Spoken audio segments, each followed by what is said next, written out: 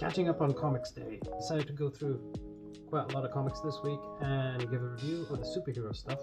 Batman 2 and 3, the artwork was always amazing. I like 2 a lot. 3 I think is just part of the story, so I'll see what the rest of it feels like.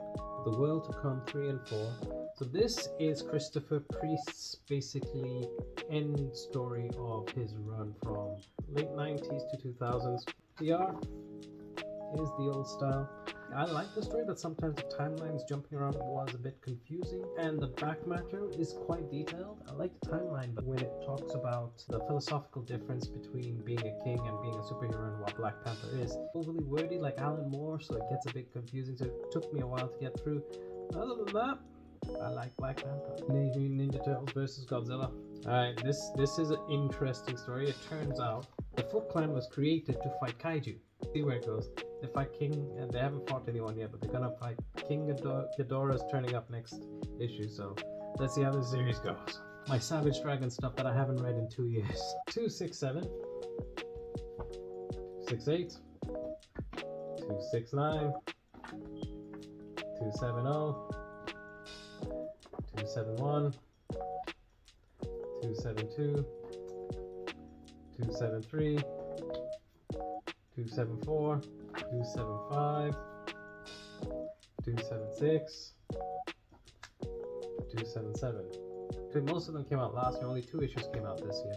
I think he's taking a break from Savage Dragon this year, that's why he's writing Spider-Man Noir. It's a guilty pleasure. It started off really good back in the 90s, 30 years ago. He was a superhero, but he decided to be a cop in Chicago, and he was fighting the Vicious Circle, was a big bunch of supervillain mafia. But nowadays it's more fan fiction. I mean, I've been following these characters for 30 years, so, you know, it's hard for me to let go of because I like the characters. The characters are there, but I enjoy it.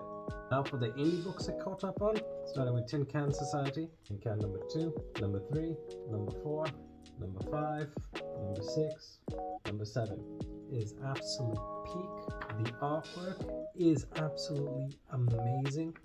You can see here, they're trying to solve the murder of their superhero friend who was kind of a bastard. Very well structured, paced. It's like a 10 out of 10 book. Finally read T.A.M.A. issue 1, issue 2, issue 3. It's kind of like EC stories.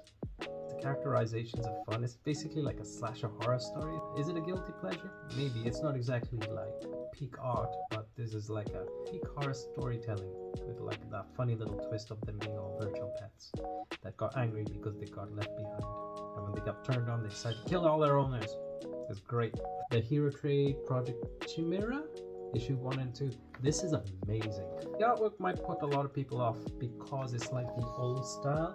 David Lapham, government controlling the superhero kind of story, is about these twins who have superpowers, but they're using them, but manipulating them into thinking that the world outside is dangerous for them, and using them to like do whatever that is that they want them to do. If the twins find out that they are the most powerful people on the world, they're worried that they're gonna like take over and just destroy everybody else. And it's just 2 issues, but it was so good. And I do like Matt King when he gets into the dark stuff. I also got Gilt Frame 1, 2, 3. The artwork, you know, that Scream face painting.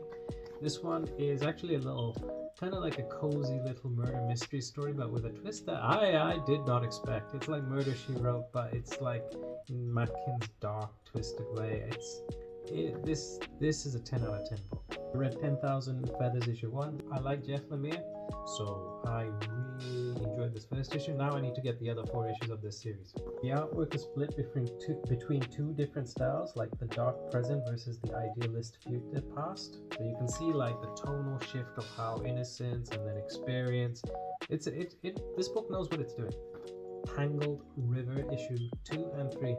This breaks my heart, because this book is so good. It's like Lord of the Rings level good, and this finished 3 years ago and I finally bothered to read it. It's very dense. It's very about living on a different planet and just world building, and they're going on a quest, and the girl is the main protagonist of the story.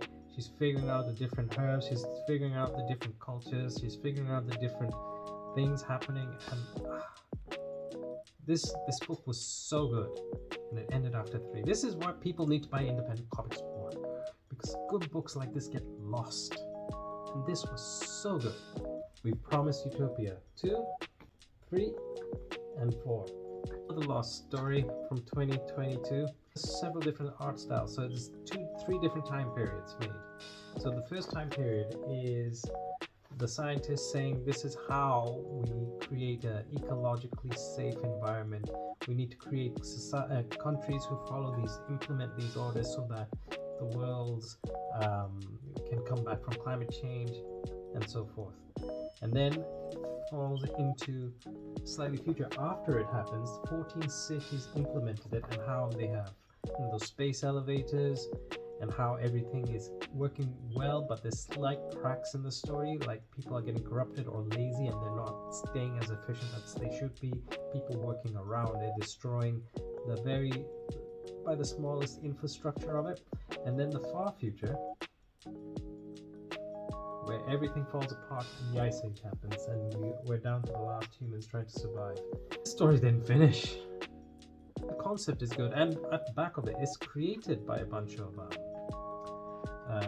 physicists, geologists, architects, because they wanted to make a very sci-fi, realistic kind of story. So there's a lot of back matter going into like different kind of things, like says like how to be energy efficient, cost effective, automated, and the proposal for it. So they really went into it. Even the designs for like these diamond trees, which are like an extra thick kind of wood trees, which would take in more carbon,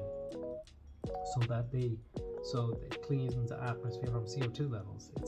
It goes in deep, and I can see why it didn't make it, because it gets a little heavy, and perhaps too heavy to the point where sometimes it distracts from the characters themselves. But especially the first part with the scientists trying to implement everything, because part 2 and part 3 very easy to follow, to see what's going wrong and what happened. Again, this is why we need people to read independent comics. Those are the comics I've read.